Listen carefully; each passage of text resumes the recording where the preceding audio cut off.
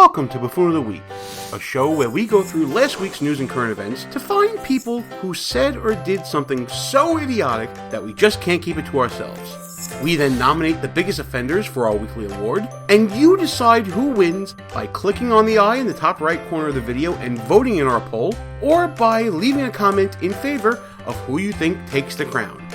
Last week, you voted, you commented, and you chose Alyssa Milano as Buffoon of the Week. Many of you commented on the hypocrisy that we pointed out in our video, while others also brought up how Milano was lecturing Americans to stop buying guns during the pandemic, while she herself already owns weapons.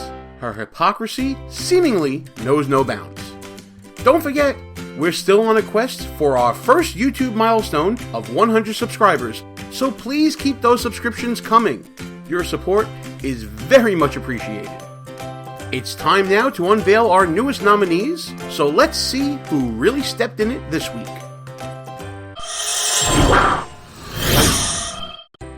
Last week, you couldn't turn on Fox News without seeing some celebrity doctor talking about the coronavirus. I mean, really, Fox News? Dr. Phil, a coronavirus expert? Might as well have put me on as an expert. And I know you felt the air quotes on that one. But that included this week's Buffoon nominee, celebrity doctor, Dr. Mehmet Oz. Dr. Oz went on Hannity to make the case for reopening schools during the pandemic. And boy oh boy, was it ever a hot take. Let's start with things that are really critical to the nation where we think we might be able to open without getting into a lot of trouble. I tell you, schools are a very appetizing opportunity.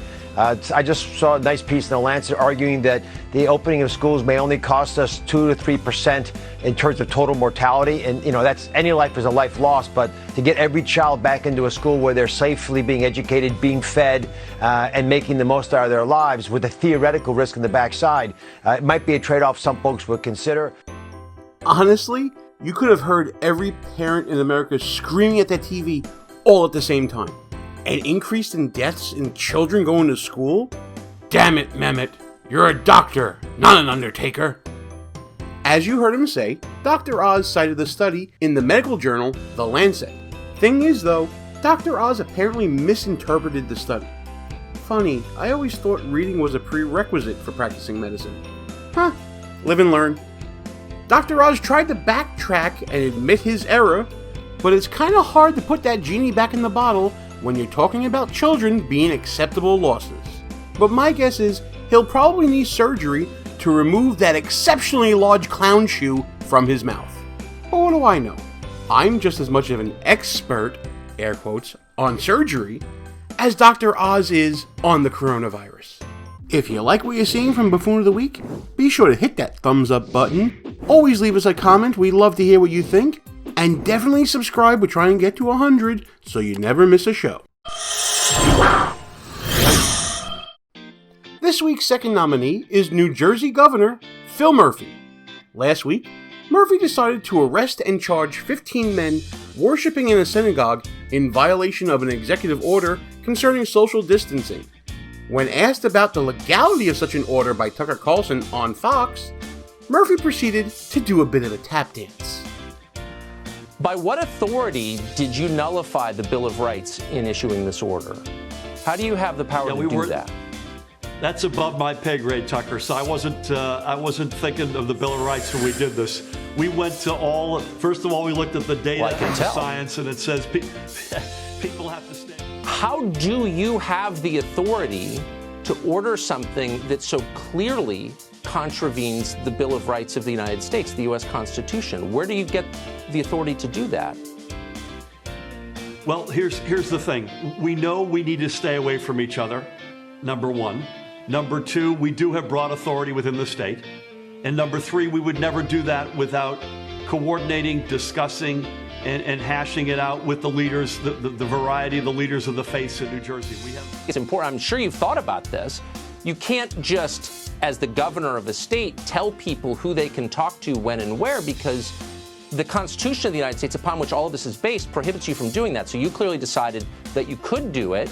Did you consult an attorney about this? Did you, because this is a legal question as well as a medical one, isn't it?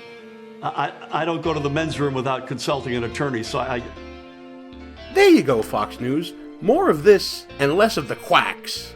But back to Murphy. Looks like Tucker Carlson's simple question was too much for him. Just say the answer, Phil. You know what it is. You had no right to suspend the Bill of Rights. You had no authority to suspend the Bill of Rights.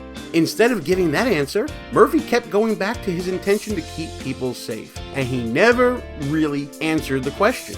By Murphy saying that the Bill of Rights is above his pay grade, isn't he admitting that he's not up to doing his job? You know, the one where he swore an oath to defend the Constitution that includes the Bill of Rights? Remember what Ben Franklin said about trading liberty for some temporary safety? You end up deserving neither. So how can we help you choose between these two buffoons? Tell you what we're going to do. We're going to evaluate this week's nominees with our trademark pending Sharpton scale of buffoonery. It's a two-step process. First, we measure the nominee's buffoonish nature on a scale from 0 to 100 as compared to the only known perfect 100 in history, that being the Reverend Al Sharpton. Next, we measure the buffoonish magnitude of each buffoon's actions with our custom unit of measurement, the Sharpton. Hope you all were paying attention. There might be a quiz at the end of the video. The problem with what Dr. Oz has been doing on Fox News is not so much that he's giving medical advice outside of his specialty, which is bad enough as it is, considering no one really knows what his specialty is anymore, because Dr. Oz is more brand than doctor at this point. He's allowed his name to be used commercially on a lot of suspect products, and his professional credibility has taken a lot of hits. This latest gaffe, it just adds to that tainted reputation. Dr. Oz rates a personal score of 66, and the act gets a score of 957 mega Sharptons, which would have been a lot higher if not for his apology and acknowledgement of his mistake. See? We here at Buffoon of the Week, we're a forgiving bunch. Anytime a politician pleads ignorance about the Bill of Rights, you know they done screwed up big time. Phil Murphy's tap dance around his infringement of fundamental rights is proof positive that he knows that what he did was wrong, but he doesn't care. If basic rights are above your pay grade, Governor, maybe you're in the wrong line of work. Denial is apparently not just a river in Egypt, my friends, which is why Murphy gets a personal score of 71, and his statement rates 2.12 gigasharpton. Okay, before we go any further, we have to give a big shout out to our friends at Less Government More Fun for supporting our ideas for this show.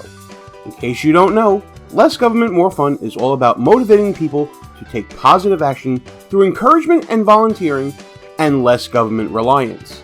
Check them out on Twitter at LessGovMoreFun and pick up a t-shirt or maybe some swag by clicking the link in the description below to check out their store. There it is, folks. It's all up to you now. No pressure or nothing. Just vote in our poll, leave a comment, do what you gotta do, but tell us who you got for this week's Buffoon of the Week.